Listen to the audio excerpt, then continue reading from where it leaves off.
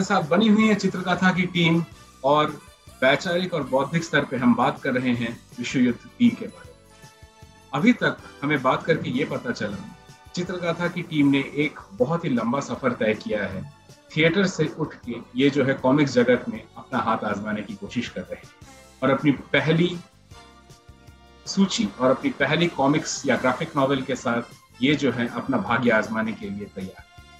हम बात करना चाहेंगे और पता करना चाहेंगे इस नए प्रकाशन को अभी तक कैसी कैसी समस्याओं का सामना करना पड़ा। हम टिप्पणी लेंगे अनादि जी से।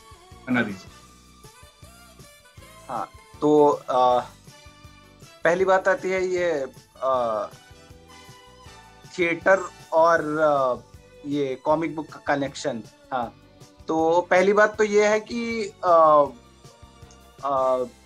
ये जो बचपन की अगर बात करें तो बचपन से कॉमिक बुक के प्रति लगाव था ही। हाँ, एंड थिएटर बाद में पिक्चर में आया। हाँ, लेकिन कहीं ना कहीं दोनों क्रिएटिव चीजें हैं। हाँ, और कुछ चीजें कॉमन भी हैं। हाँ, अगर आप कॉमिक बुक की बात करें, थिएटर की बात करें, फिल्म मेकिंग की बात करें, तो कुछ चीजें कॉमन हो जाती है। जैसे ये स्टोरी बोर्डिंग आपको फिल्म में भी मिलेगा, यहाँ भी मिलेगा। हाँ, फिल्म में हम एक स्क्रीन प्ले लिखते हैं, यहाँ भी फ्रेम वाइज उसका ब्रेकअप होता है। कहीं ना कहीं चीजें आपस में कनेक्टेड है। और प्ले को भी देखें, प्ले सीन्स में डिवाइडेड होता है, सेम आपका फिल्म के साथ है। और ये इधर कॉमिक बुक के साथ भी सेम चीज है। तो कहीं ना कहीं काफी चीजें, काफी इसमें सिमिलैरिटीज आपको मिलेंगी। हाँ, आपकी रचनात्मकता को सलाम अनादि जी, बहुत बढ़िया, बहुत मजा आ रहा है सुन के।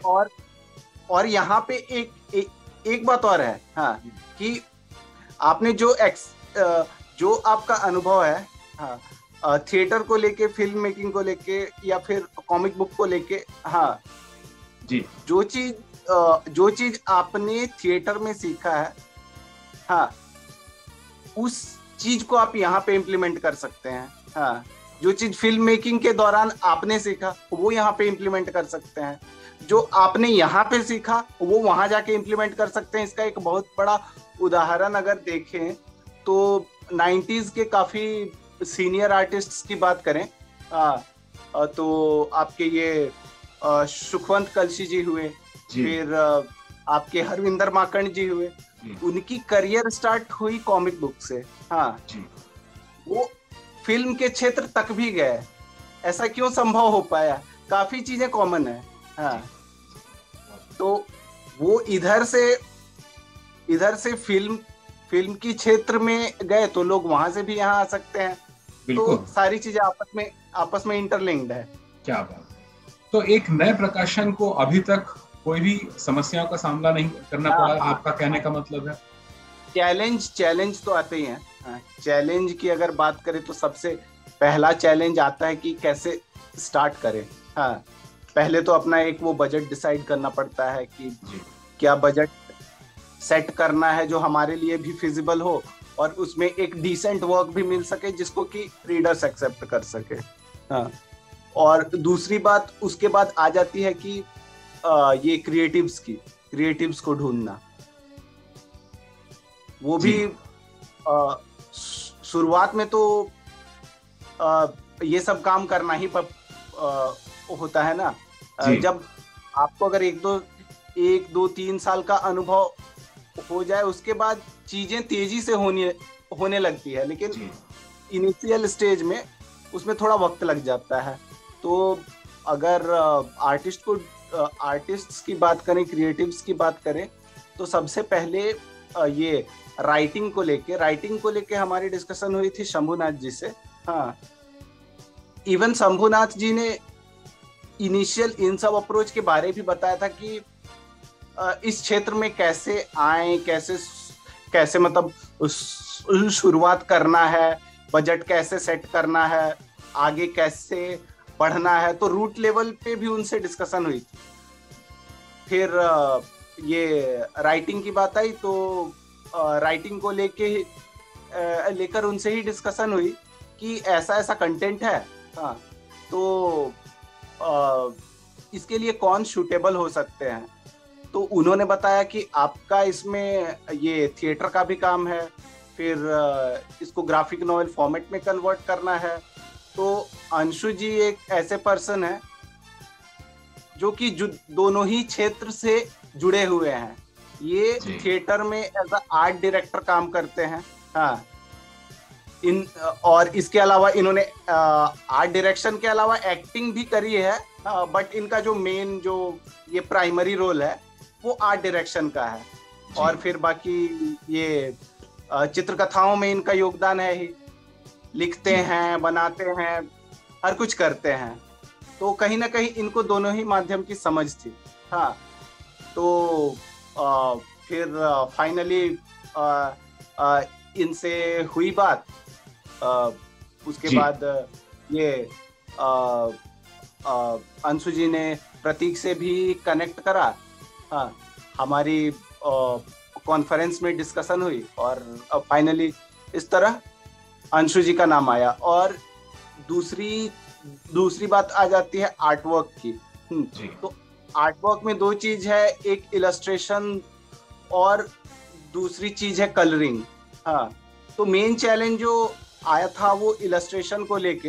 हाँ, तो इलस्ट्रेटर कैसे ढूंढा जाए।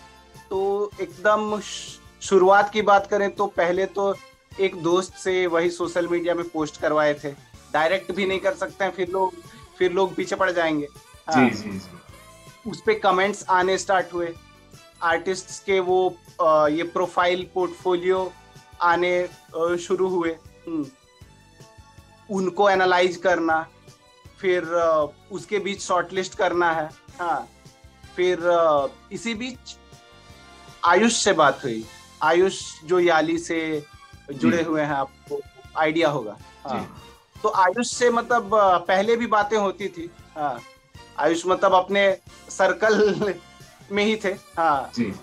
तो पहले तो उनको ये बोले कि अगर आपके पास समय है तो आर्टवर्क आप ही को करना है। लेकिन उनके केस में क्या था कि उनका वो ये एकेडमिक कमिटमेंट वाली जो इशू थी, उसकी वजह से इशूज को क्या ही बोले, वो तो खैर मैंडेटरी है। हाँ, तो उनके काफी सारे एकेडमिक कमिटमेंट्स थे, उनका मास्टर्स चल रहा था, तो वो समय दे पाने के लिए असक्षम थे। हाँ, फिर उन्होंने नाम सजेस्ट करा अमित का। हाँ, अमित का पोर्टफोलियो आया। इस बीच कुछ और ऑलरेडी शॉर्टलिस्टेड थे, उन सब के बीच में फाइनल डिसाइड करना था। तो कहीं ना कहीं लगा कि अमित में ओरिजिनलिटी है। हाँ, वो काफी सारे क्रिएटिव्स का आप देखेंगे कि रेफरेंस वाला हिसाब किताब होता है, तो कहीं ना कहीं वो पता चल जा रहा था। तो अमित में ओरिजिनलिटी दिखी और अमित की थोड़ी वो ये उनका जो ये थिंकिंग पावर था वो भी काफी अच्छा था। मतलब अगर आप उनको एक फ्रेम का डिस्क्रिप्शन दे तो वो अपनी क्रिएटिविटी से कुछ और चीजें भी उसमें जोड़ सकते हैं जो कि और बेहतर लगे। तो फिर फाइनली हमने अमित का नाम डिसाइड किया। इसके बाद कलरिस्ट में कोई दिक्कत नहीं हुई, क्योंकि कलरिस्ट का नाम भी आयुष ने ही सजेस्ट करा था कि हरेंद्र जी से करवाया जाए। हाँ, फिर हरेंद्र जी का जो पोर्टफोलियो था, ये जो उनका इंस्टा पेज था, उसमें जो भी उनके काम देखे काफी अच्छे थे और वो 3-4 साल से इस क्षेत्र में सक्रिय भी थे। हाँ जी। तो फिर उनके बारे भी कोई दिक्कत नहीं हुई। हाँ, हालांकि आगे कुछ समस्याएं आई, ये कि आज के समय में अगर देखें तो कोई फुल टाइम वर्क नहीं कर रहे हैं। मतलब 60-70% अगर देख ले जो भी क्रिएटिव्स हैं वो। हाँ, तो उनका वही है, या तो उनका ये दिन का कोई जॉब है, हाँ, रात समय निकाल के वो करते हैं। सही बात। हाँ, उसमें वो करते हैं। इस बीच अगर कभी ऐसा सिचुएशन आया कि वो किसी कारण से असक्षम है, जैसे उनकी तबीयत बिगड़ गई या और कोई रीजन, हाँ, तो फिर चीजें थोड़ी उस केस में और डिले हो जाती है। हाँ, तो ऐसे चैलेंजेस आए। और फिर बाकी अमित का चूंकि काम काफी अच्छा था, लेकिन अगर देखे तो अमित का वो प्रोफेशनली पहला वर्क था। हाँ, तो अमित को भी थोड़ी गाइडेंस की जरूरत थी, तो उस मामले में अमित को काफी अच्छा सपोर्ट मिला, आयुष से भी, हरेंद्र जी से भी, और अंशु जी से भी। अंशु जी ने अमित को स्टोरी बोर्डिंग करके दी। हाँ, तो कला निर्देशन अंशु जी ने कर दिया फिर। हाँ, इसके अलावा इन्होंने कैरेक्टर डिजाइन भी करा था, और वो वेरिएंट कवर वाला तो आपको पता ही होगा। जी जी जी, आपने बहुत अच्छा काम किया। अब बहुत अच्छा आपने ये इस बारे में बताया। हम पता करना चाहेंगे अंशु जी से, सर ये वेरिएंट कवर का जो कॉन्सेप्ट था, इस वेरिएंट कवर के कॉन्सेप्ट के पीछे आपकी क्या सोच थी? एक्चुअली जब ये काम मेरे पास आया था तो बातचीत चली कि भाई काम राइटिंग का तो क्लियर था, एडेप्टेशन मैंने किया जो प्रतीक जी ने जो भी निर्देश दिए उस हिसाब से।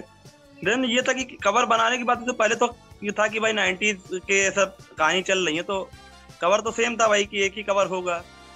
देन तो मैंने एक लेआउट, मतलब उसी बीच में जब अमित काम कर रहे थे तो एक लेआउट बनाया था और उस पर डिस्कशन चल रही थी। देन फिर ये हुआ कि बीच में मतलब कि चलिए काम आर्टवर्क पूरा हो जाए उसके बाद कवर पे काम करेंगे। देन फिर एक बात यह है कि कवर जब क्योंकि आर्टवर्क और सारी चीजें हो गई लगभग, तो ये कवर एक नहीं कवर 3 बनाएंगे, एक इंग्लिश में, एक हिंदी के लिए, और एक वेरिएंट कवर होगा जो लिमिटेड एडिशन होगा। तो इंग्लिश वाला कवर जो है ये बहुत टैलेंटेड युवा कलाकार हैं पुनीत भाई, उन्होंने बनाया है। उसके लिए लेआउट मैंने बनाया था क्योंकि वो एक फिलोसॉफिकल थॉट पे बेस्ड था।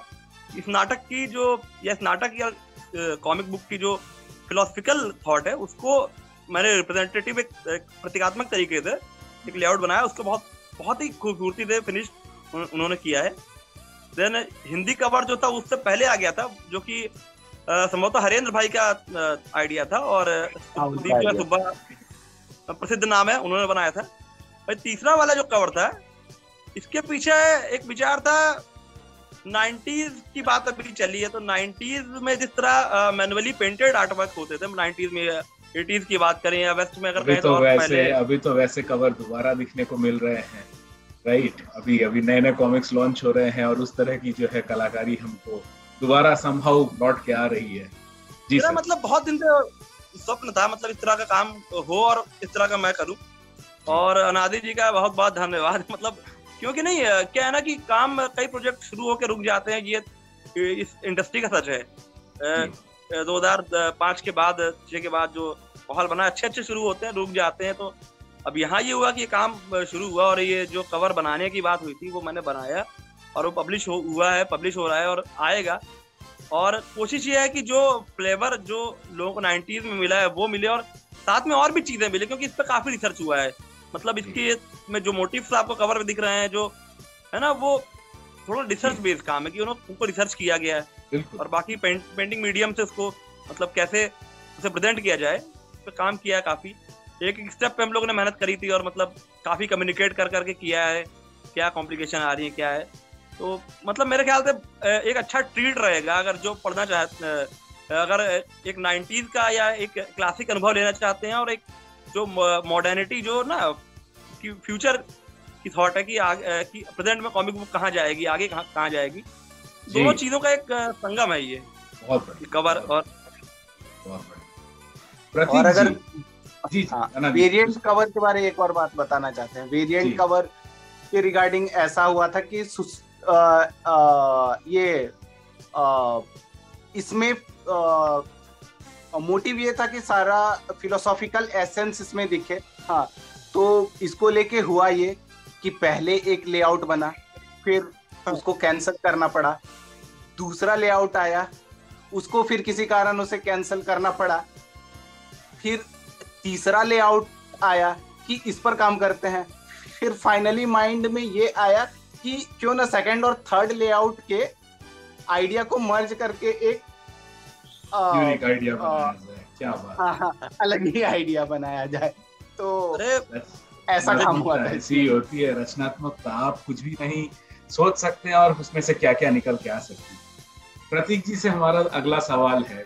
प्रतीक जी, हमें ये बताइए, ये जो कॉमिक्स हम आशा कर रहे हैं चित्रगाथा की तरफ से, ये सिंगल शॉट है या फिर ये श्रृंखला में चलेगी या फिर ये 3 श्रृंखला में क्लोज होगी, 2 श्रृंखला में क्लोज होगी, क्या है ये? जी, ये तो डिसीजन अभी हमने लिया नहीं है। डेफिनेटली जब हमने वे मतलब इसे ग्राफिक नॉवेल में कन्वर्ट किया था, हाँ कुछ पोर्शंस थे लेके जिसको हमने सोचा था कि इनिशियली ये पहले वर्जन में पहले श्रृंखला में डाल के शायद हम लोग इंफॉर्मेशन ओवरलोड हो जाएगा, तो जिसकी वजह से हमने ऐसे कुछ ऐसे सब प्लॉट्स है जिसको हमने अभी बचा के रखे कि अगर पॉसिबल हो पाए तो फिर मे बी हम इसे एक दूसरे श्रृंखला में या दूसरे वर्जन में दे। लेकिन एज अ स्टोरी ऑब्वियसली जो फर्स्ट बुक हम रिलीज कर रहे हैं ये एक सिंगल स्टोरी है, जो कि मतलब इसमें कोई ओपन एंडेड नहीं होता है कि लाइक ये सेकंड वर्जन पढ़ के मतलब जो रीडर है उनको समझ में आएगा, ऐसा हम नहीं बना रहे। लेकिन डेफिनेटली कुछ ऐसे पॉइंट्स है, कुछ सब प्लॉट्स है जो कि हमने ओपन एंडेड थोड़ा बहुत हमने रखा है, ताकि अगर हमें मतलब रिस्पॉन्स मिला, अगर हमें अच्छा रिस्पॉन्स मिला यूजर से कि अगर हमारे रीडर्स को मतलब ऐसे जो कंटेंट हम दे रहे हैं ऑब्वियसली बहुत ही एक्सपेरिमेंटल कंटेंट है, क्योंकि हम एक फिलोसॉफिकल टॉपिक को एक ग्राफिक नॉवेल के थ्रू हम रिप्रेजेंट करने की कोशिश कर रहे हैं, तो फिर इसमें थोड़े बहुत एक्सपेरिमेंट्स है। तो फिर हम देखना चाहते हैं कि हमारे जो एक्सपेरिमेंट हमें कर रहे हैं इस पे मतलब रीडर्स कैसे रिएक्ट करते हैं, and based on that reactions obviously हम देखेंगे कि लाइक इफ पॉसिबल हम यहाँ तो ऑब्वियसली हम तो मतलब एकदम खड़े हैं कि हाँ हमें सिर्फ सेकंड पोर्शन अगर निकाल रहे हैं तो हमें तो बहुत खुशी होगी, हम तो चाहते भी है। लेकिन हाँ हम थोड़ा मतलब रीडर्स का जो रिएक्शन है, उनका जो मतलब सेटिस्फेक्शन है, वो भी हम थोड़ा मतलब कंसीडर करना चाहते हैं to make that kind of decision. मेरा अगला सवाल इसी से रिलेटेड है और आपसे ही है। आपने जो कहा कि फिलहाल हम इसके बारे में नहीं सोच रहे हैं, देयर आर सब प्लॉट्स जो आगे चल के शायद बन सकती है, तो इस ओवरऑल कहानी को एक नए तरीके से आपने जो प्रेजेंट किया है, ये इसके लिए एक टारगेट ऑडियंस आपके हिसाब से कौन होना चाहिए? क्या ये मध्य वयस्क का युवा होगा या फिर ये स्कूल गोइंग एडोलेसेंट किशोरावस्था का बच्चा है या फिर ये उम्र दराज अनुभवी व्यक्तित्व के लोग हैं? आपका टारगेट ऑडियंस कौन है आपके इस देखिए, अभी जिस विषय पे लिखा गया है, मतलब जो कोर फिलॉसफी है ये पूरी चीज की, इसके लिए थोड़ी मैच्योरिटी की तो जरूरत है। जैसे कि ये हम ये नहीं कह सकते कि लाइक ये हम बच्चों को, या it is not very children based, इसमें थोड़ा मतलब आपको मैच्योरिटी होनी चाहिए, थोड़ा आपको मतलब विश्व में क्या हो रहा है, थोड़ा आपको थोड़ा अवेयरनेस चाहिए इस चीज को मतलब ट्रूली अप्रिशिएट करने के लिए, इस चीज को ट्रूली समझने के लिए कि क्या फिलॉसफी हमें प्रोसेस करना चाहते हैं, क्या सीख हम इस ग्राफिक नॉवेल से हम देना चाहते हैं। तो इसके लिए मैं कहूँगा कि जो हमारा टारगेट ऑडियंस है, टारगेट ऑडियंस 10+ से शुरू होता है। मतलब समवन जैसे कि मतलब जैसे कि स्कूल गोइंग भी मतलब हो सकता है, जैसे 16-17+ ऐसे वर्ष से हम लोगों का ये टारगेट ऑडियंस शुरू होता है। और डेफिनेटली ये थोड़ा बहुत मतलब एडल्ट ऑडियंस को मतलब दिमाग में रखते हुए मतलब इस प्ले को, इस फिलोसफी को, या इस ग्राफिक नॉवेल को भी मतलब कंसीव किया गया है। मतलब जिनको मतलब थोड़ा बहुत क्या कर सकते हैं कि like they know about the world, they know कि लाइक क्या हो रहा है इस वर्ल्ड में एंड क्या हो रहा है ह्यूमैनिटी को लेके, जो थोड़ा बहुत फिलोसॉफिकल ऐसे सोचने में मतलब दे रिमेन इंटरेस्टेड, कि मतलब ऐसे कॉन्वर्सेशन में जो ऐसे इंटरेस्टेड है उनके लिए ये मतलब ये ग्राफिक नॉवेल टारगेटेड है। So it is not a very kids novel if I have to summarize, but it's something like 10+ years. Say probably this is something which people would like. तो हमें पता लग गया कि दर्शक क्यों इसको पढ़ना चाहेंगे और किस तरह के दर्शक जो हैं इसमें अपनी सोच और इसमें रुचि दिखाने की प्रयास करेंगे। बहुत बढ़िया। अनादि जी, कितने पेजेस की है ये कॉमिक्स? क्या दाम रखा है आपने इस कॉमिक्स का? नंबर ऑफ पेजेस 44, और अगर प्राइस की बात करें तो रेगुलर कवर्स के 251 एंड आपका वेरिएंट कवर 301। वेरिएंट कवर के ऑब्वियसली काफी लिमिटेड प्रिंट्स होंगे, 100 कॉपीज। यही कारण है कि वो तो खैर सिंपल सा ये लॉजिक है कि वेरिएंट कवर जो भी आते हैं थोड़े वो 50-60 ऊपर नीचे वो रहता ही है। बिल्कुल बिल्कुल सोचते हैं। मेरा अगला सवाल है, जो आज भारतीय कॉमिक्स इंडस्ट्री में काफी घमासान मचा हुआ है, यहाँ पे भारतीय कॉमिक्स इंडस्ट्री के जो पाठक हैं ये किसी हद तक 2 गुटों में बढ़ चुके हैं। एक जो है ये प्राइस लेके बात करती है और दूसरा जो है प्राइस लेके बात नहीं करती। जो content, whatever the content they like, वो खरीद लेते हैं चाहे वो कुछ भी दाम। हम पाठकों के पॉकेट की बारे में नहीं बात कर रहे हैं, हम बात कर रहे हैं आपने इसका जो प्राइसिंग स्ट्रक्चर रखा है, आपकी 44 पेज की कॉमिक्स है, 44 पेजेस की कॉमिक्स हैं, और जिसको हम bare minimum 251 rupees, after discount I think it is coming around 225 rupees from the sellers, ठीक है, आ रही है। आपने यही प्राइस क्यों रखा? क्या इसमें पॉसिबिलिटी थी इस प्राइस को रिड्यूस करने की, या फिर आपने इसको एक ब्रेक इवन पॉइंट पे रखा है, या आपने इस प्राइस को थोड़े मार्जिन पे रखा है ताकि आने वाले भविष्य में चित्रगाथा के बारे में और? एक्चुअली जो आपने एक बात बोली कि कि क्या ये थोड़ा कम हो सकता था, हाँ, लेकिन आंसर होगा वही सोच के इसे हमने थोड़ा कम रखा, हाँ, क्योंकि अभी शुरुआत है, प्राइस थोड़ी कॉम्पिटिटिव होनी चाहिए, हाँ, तो जितना हमारे एंड से वो रिड्यूस हो सकता था वो तो अपने लेवल पे कोशिश की गई है। Absolutely. सर, हम ये और भी पता करना चाहेंगे कि आपने इनिशियली पहला रन जो आपने रखा है प्रिंट का, कितनी कॉपीज का रखा है? क्या ये 1000 प्लस में है, 5000 प्लस में है? किस तरह का आपने, मतलब नंबर ऑफ कॉपीज आपने कितनी प्रिंट? हाँ, अगर नंबर ऑफ कॉपीज की बात करें तो प्रिंटर 2 ही होते हैं, एक डिजिटल, एक ऑफसेट। तो ऑफसेट प्रिंटिंग में जाएगी, और ऑफसेट प्रिंटिंग में वही आपका 1000 कॉपी वाला तो मिनिमम 1000 कॉपी जी। हाँ, और उससे ज्यादा कराना भी ठीक नहीं है, हाँ जी। तो मित्रों हमारे साथ है चित्रगाथा की टीम, और हम बात कर रहे हैं एक बहुत ही इम्पोर्टेंट मुद्दे को, एक बहुत ही महत्वपूर्ण मुद्दे को, एक कॉमिक्स को एक इंसान कितने रुपए में खरीदता है और क्यों खरीदता है।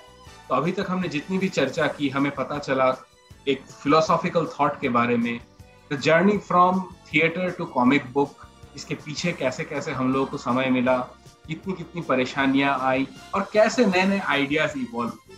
ये सारी की सारी जो है मेहनत चित्रगाथा की ओर से आप सभी के लिए परोसी जा रही है वर्ल्ड वॉर 3 के कॉमिक बुक रूप में, जिसका दाम है, इन्होंने रखा है 251 for the normal cover and for variant cover that is 301. After discount that is available from the various sites which is available into our link description with 251 rupees and more.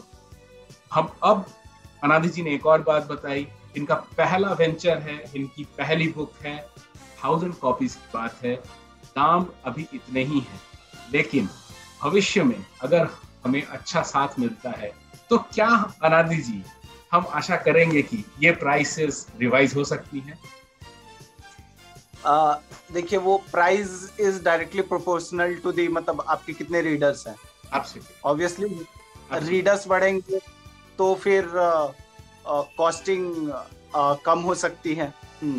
और इसके बाद और भी फैक्टर्स आता है कि the cost of the resources, like paper के cost क्या है, प्रिंटिंग कॉस्ट क्या है, ये सारी चीजें मैटर करती हैं। हाँ, तो आने वाले भविष्य में अगर आपको पता ही होगा कि पिछले ये 1-1.5 साल में, यानी लॉकडाउन के बाद, पेपर के प्राइजेस काफी तेजी से बढ़े हैं, बहुत बढ़े। हाँ,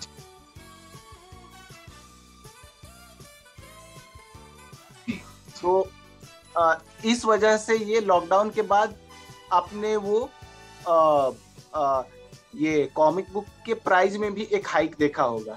हाँ, तो सेम आगे अगर निकट भविष्य की बात करें तो 2 चीजों पर डिपेंड करता है कि कितने रीडर्स जुड़ते हैं, और जो रिसोर्सेज हैं जी, उनके प्राइस आने वाले भविष्य में वो ऊपर जाते हैं या नीचे जाते हैं। बेसिकली इन 2 चीजों पर निर्भर। मेरा एक सुझाव है अनादि जी और पूरी चित्रगाथा टीम को, सबसे पहले तो आप लोगों ने ये बहुत बढ़िया काम किया है, इसके लिए अभिनंदन। मेरा एक सुझाव है, क्या हम चित्रगाथा की पहली कॉमिक्स को डिजिटल रूप में भी रिलीज कर सकते हैं, जिससे पायरेसी से कुछ हद तक जो है हमें मुक्ति मिल सकती है? डिजिटल फॉर्मेट की अगर बात करें तो इमीडिएटली नहीं जी, maybe after 2-3 releases, response क्या रहता है उसके बेसिस पे आगे किंडल वगैरह में हम कोशिश कर सकते हैं। जी। तो सर मुझे एक बात बताइए, ये डिजिटल प्रारूप में रिलीज करने में ज्यादा खर्चा आता है या फिर ये हार्ड कॉपी में पब्लिश करने में ज्यादा खर्चा आता है? एज अ पब्लिशर आप क्या समझते हैं? हाँ, अगर आप डिजिटल फॉर्मेट में रिलीज करें या फिर ये हार्ड कॉपी के फॉर्मेट में रिलीज करें, दोनों केस में क्रिएटिव्स तो इन्वॉल्व होंगे ही, उनके पेमेंट्स इन्वॉल्व होंगे ही जी। उतना ही ये समय और वक्त उसमें भी लगेगा। हाँ, तो प्रोडक्ट बनने की कॉस्टिंग तो दोनों केस में सेम ही है। अब डिस्ट्रीब्यूशन को किस हिसाब से किया जाए, ये है उचित मार्केटिंग का तरीका। तो जैसा अनादि जी ने कहा कि 2-3 रन के बाद अगर जैसा रिस्पांस मिलता है उसको देखते हुए ये डिजिटल प्रारूप में मिल सकती हैं। चित्रगाथा की टीम हमारे साथ बनी हुई है और आज बात करके हमें इनके साथ बहुत मजा आ रहा है।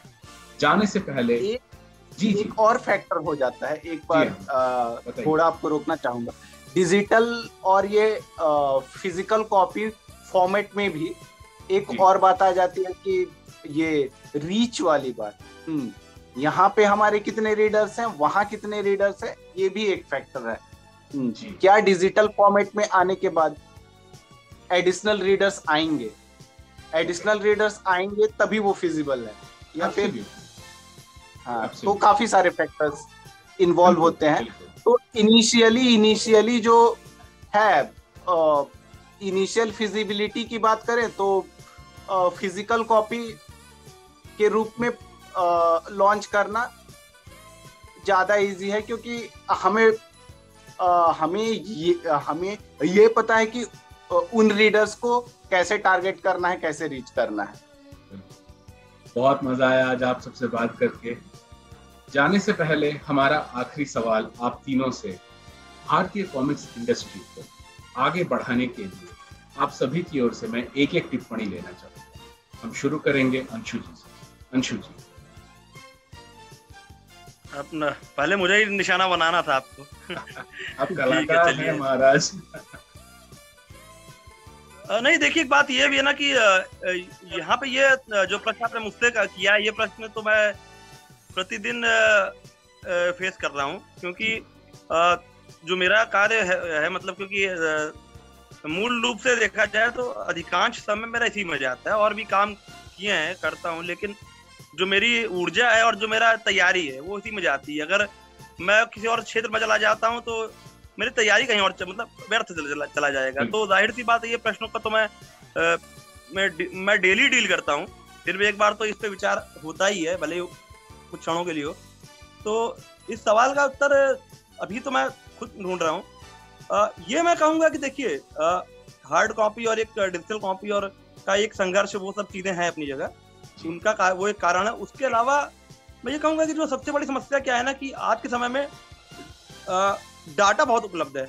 मतलब तो बुराई नहीं है, हर चीज की अच्छाई भी होती है, लेकिन क्या होता है ना कि जहाँ पे आपको जीवन एकदम सांसत में पड़ जाए, मतलब जहाँ पे आगे बढ़ना असंभव, वहाँ तो कोई चीजें मिलना बहुत जरूरी है। बट यह है कि डाटा अवेलेबल है, और डाटा के संबंध में मतलब वो सिर्फ वो जीबी वाली बात नहीं है। मैं जो इंसान की बौद्धिक और कलात्मक जरूरत है, जैसे कि इंटरटेनमेंट या नॉलेज कह सकते हैं, तो वो हम लोग को इजी गोइंग अवेलेबल है। और कहीं ना कहीं लगता है कि अच्छा, बहुत सारी चीजें यार एक जगह कोई ठहर नहीं पा रहा है। कॉमिक्स के साथ एक अच्छी या बुरी चीज, जो भी हो सकता है बुरी चीज हो, कॉमिक्स या ग्राफिक फॉर्मेट आपको एक ठहराव देता है कि आप चाहे वो डिजिटल, चाहे वो एक मीम के फॉर्मेट में, मीम भी एक प्रकार का कॉमिक्स थी या ब्रोकन फॉर्म में, एक ठहराव आपको देता है। अब सवाल ये उठता है कि हमें ठहराव चाहिए कि नहीं चाहिए। अब अगर ठहराव नहीं चाहिए तो जाहिर सी बात है, फिर थोड़ा मतलब भाई कॉमिक का क्या फ्यूचर होगा, ठहराव तो मिलेगा नहीं। और गतिशीलता भी लेकिन है उसमें, ठहराव में गतिशीलता है। अब ये है कि थोड़ा एक कि अगर लोगों को जरूरत होगी, और मेरे ख्याल से जरूरत तो है उसे, क्योंकि हम लोग ऐसी ऐसी चीजों को कंज्यूम करते हैं जिनकी कोई जरूरत नहीं है वास्तव में। ऐसी चीजों की मुझे पागल हैं जिनकी जरूरत नहीं है। तो मुझे लगता है कॉमिक कुछ तो जरूरत है, और उसका एहसास सबको होना चाहिए, क्रिएटिव को भी होना चाहिए, और इवन रीडर्स को होना ही जरूरी है। तो मैं चाहता हूँ कि लोग उसे समझेंगे, और काम करने वाले भी उस हिसाब से मतलब बनाए, उस पर काम करें, ताकि ये एक फॉर्मेलिटी भर भी ना हो, अच्छी कॉमिक्स आए, अच्छे हर जॉनर की आए, तो उससे कहीं ना कहीं मेरे ख्याल से एक बदलाव आएगा। जाके जहाँ तक प्राइस और कॉस्टिंग और उसकी बात है, तो मुझे भी लगता है कि बहुत सारा इन्फॉर्मेशन, बहुत सारा आपको बौद्धिक स्तर पे जो है, आपके कहने का मतलब है हमें बौद्धिक स्तर पे अपने अंदर एक बदलाव लाना चाहिए और कॉमिक्स को एक सीरियस थॉट के साथ हमें जो है अपने जीवन में समझना चाहिए। प्रतीक जी, आप क्या सोचते हैं? कोई भी एक टिप्पणी चाहे वो किसी के लिए हो, भारतीय कॉमिक्स इंडस्ट्री को आगे बढ़ाने के जी, मैं तो ये कहूंगा कि देखिए, लाइक कॉमिक इंडस्ट्री, जो इंडियन कॉमिक इंडस्ट्री स्पेशली है, मुझे लगता है कि दिस इज ए रीइमर्जिंग इंडस्ट्री। मतलब ये पहले की इंडस्ट्री थी, अभी मतलब वो इंडस्ट्री बीच में थोड़ा मतलब बंद हो गई थी, अभी फिर से रीइमर्ज हो रहा है फॉर वेरियस ऑफ रीजंस।